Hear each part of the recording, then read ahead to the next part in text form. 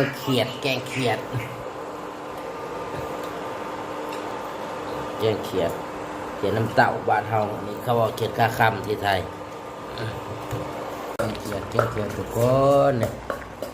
มากินแกงเขียดกันเด้อทุกคนเด้อแกงเขียด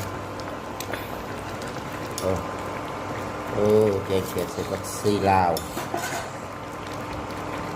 มากินแกงเขียดเด้อทุกคนนี่แกงเขียดมื้อนี่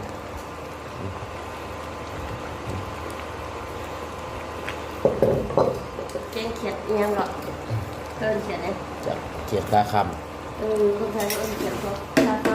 มาทุกคนมากินข้าวนำกันเด้อตำหน่อไม้เนี่ยหมักบกในครัวหมักบกในแกงเขียดปิ้งไก่โอ้ยปลาแห้งเริ่มสิกินหน่องไงวันหยุดนี่กินทำนี่แล้วไม่จะกินลายมาได้ทุกคนเด้อ ปลาแห้งเกิดฝากมาจากสกลนครทุกคน